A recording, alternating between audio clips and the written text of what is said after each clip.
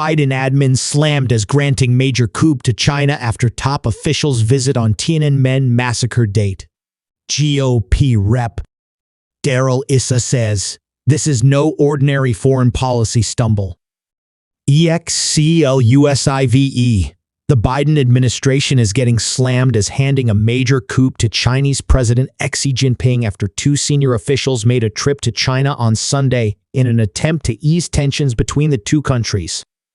Critics immediately pointed out that Sunday, June 4, marks the 34th anniversary of the Tiananmen Square massacre, when the Chinese military slaughtered hundreds, possibly thousands, of pro-democracy protesters. Daniel Kritenbrink, the Assistant Secretary of State for East Asian and Pacific Affairs, and Sarah Beran, the National Security Council's Senior Director for China and Taiwan Affairs, arrived in Beijing to discuss key issues in the bilateral relationship, the State Department said in a press release. Rep. Darrell Issa, R. Caliph, called attention to the timing of the trip on Twitter. Is the Biden administration sending senior officials to China as we remember the anniversary of the massacre in Tiananmen Square? He wrote.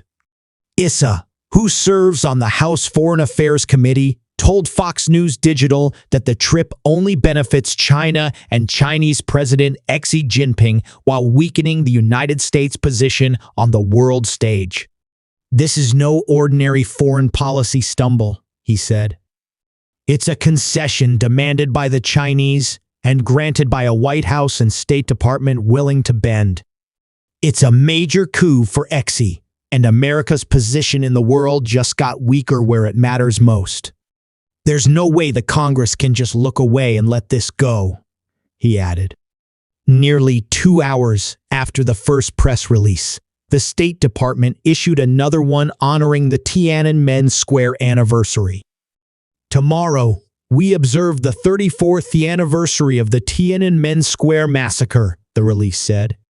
On June 4, 1989, the government of the People's Republic of China, PRC, sent tanks into Tiananmen Square to brutally repress peaceful Chinese pro-democracy protesters and bystanders alike.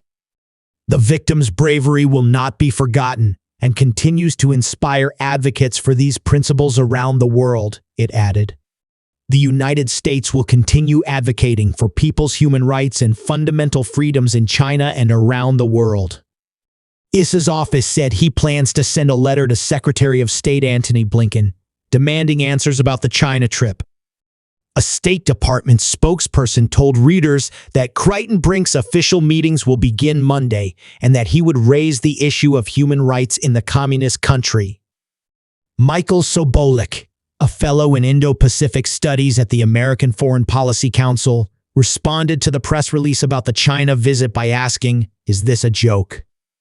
Isaac Stonefish, the CEO of Strategic Risks, which quantifies corporate exposure to China, and a visiting fellow at the Atlantic Council, offered a pro tip on Twitter, saying, "Don't be a senior government official visiting China on the anniversary of Tiananmen Square."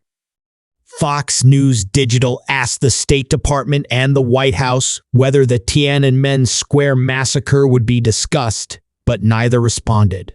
Dialogue between the Biden administration and Beijing has been nearly dormant in recent months, as attempts at interactions have been shuttered since the EU shot down a Chinese surveillance balloon that traversed the country earlier this year. A previously scheduled trip by Blinken, where he was expected to meet with Xi, was canceled because of the China spy balloon incident. The EU-China relationship has been further strained over China's military activity in the South China Sea and the United States' support of Taiwan. Additionally, Beijing has taken umbrage after the U.S. warned China against arming Russia to help its war in Ukraine. CIA Director William Burns secretly visited China last month in an effort to restore relations, meeting with his Chinese counterparts to emphasize the importance of maintaining open lines of communication and intelligence channels, according to the Financial Times, which first reported the visit.